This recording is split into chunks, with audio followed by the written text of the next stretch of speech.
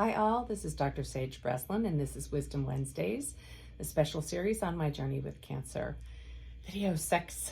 I feel like time is just racing, racing by. I feel like it was just yesterday that I was having this conversation with my colleague about doing this series and allowing people to share this journey with me, and it's 6 weeks later. So, where's my mind been? Where have I been this week? I'm struggling with two things.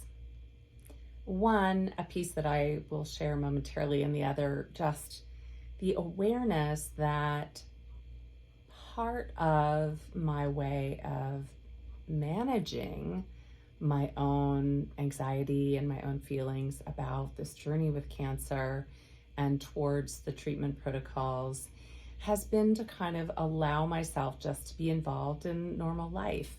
And in many ways, that's great. It allows for me to be helpful and useful and to feel good and to be engaged with other people and kind of not be alone in this journey.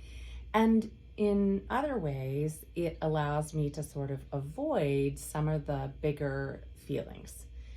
And really, it's not avoid, it's delay. So that's just something I've been thinking about. And as I was looking at Facebook, which I don't do a lot on Facebook, but I was looking at Facebook the other evening and a friend had passed on. It's a post that I've seen before and that I've actually shared on my own feed before. And it talks about sort of the difficulty of cancer and the isolation of cancer, and, how we need to support our loved ones who are going through these very difficult times. And then it encourages, the reader to post on their feed. And at the very end of the post, it says, fuck cancer. And pardon my German. Just reporting what it said. And I've really been thinking a lot about just responding to that. I have, as many of you know, had a lot of really big things happen in my life. And many of those big things started when I was 19, when I had a pretty terrible car accident and had a traumatic brain injury. Had to learn to talk again. I had to choose a new career. Everything changed. And one of the things that I remember focusing on was the fact that it happened on the day of my engagement party to my first husband. And I know that both of us had concerns about whether or not it was the best thing to do to get married. We both had our reservations, but we did what people expected us to do, which is we made it to the party. I don't think either of us remember anything about the party. We went back to school the following day in a borrowed car, and eventually we got married. And it probably wasn't the healthiest of marriages. And eventually that ended, and I moved forward with my life, which was wonderful. And I moved to Tennessee, and I got to experience a lot of really great things.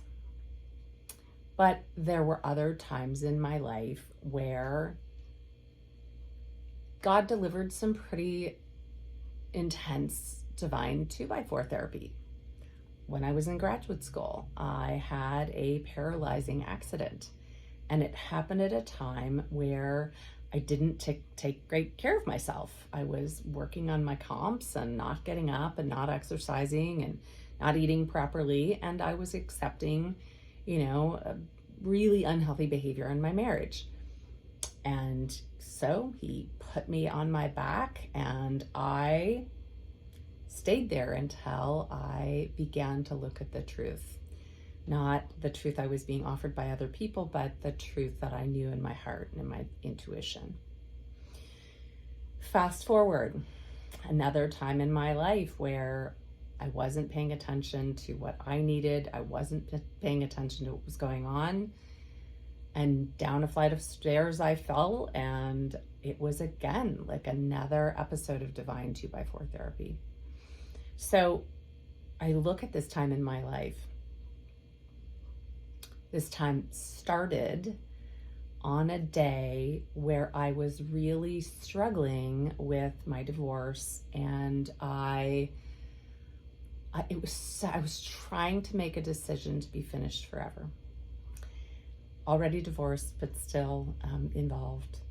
And I was struggling. I'm not a person who lets go easily. I don't believe on giving up on people. And I was really like really into that space of the struggle. And I had a cardiac episode. It ended up in the ER. Was in and out of the hospital for 6 weeks. And finally, what they discovered, great strong heart, not the problem, but the problem is that nobody was looking at the CBCs. Nobody was noticing that my immune system was tanking, and eventually, just a few months later, was diagnosed with multiple myeloma. And while it was shocking,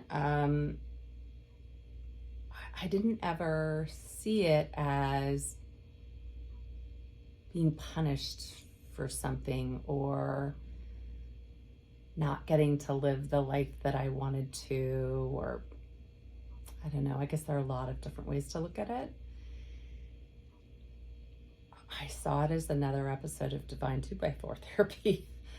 And I looked at kind of where my life was, and I made a drastic decision to move forward 100% on my own and with my boys, obviously. But it was the first time in, maybe 16 years that I'd really looked at myself, looked at what I needed, and stepped out into that. And so while I'm here, 4 years later, and I'm approaching a pretty serious looking treatment protocol with its own concerns, I'm looking at it as an opportunity to start my life over again. And frankly, that's what all these medications are designed to do. That's what the transplant is designed to do, to basically give me a new life. And so I guess in many ways, I'm not approaching this as a fuck cancer episode. I'm approaching this as an opportunity to listen again. I'm being engaged to do things that are so hard for me. And you will laugh when I say, what's so hard for me is receiving and accepting help. That is, I can't think of much else that's harder for me. I am a warrior. I can man up. I can bootstrap it. I can get shit done. But God help me when it comes to being vulnerable, to exposing to all of you when I have need. Whether emotional or physical or financial or whatever it is, that just feels so challenging. And yet, here's some divine 2x4 therapy arriving to enable me to learn once and for all how to do that and how to accept help gracefully. And to begin to do that now, at a time where I really can represent, myself and my needs and my journey, because there will probably be a time when I can't quite do that so well for myself, at least temporarily. And so I guess I'm encouraging you to look at the experiences that you have and to ask yourself, When are they, while not pleasant perhaps, evidence that God is right there with you, that even your own body is offering you an opportunity to alter the course of your life? I know that that perspective is not for everyone, but for me, it's the one that actually allows me to move forward and maybe allows me to manage this process as well as I can. So thank you so much for sharing this journey with me. It's so important.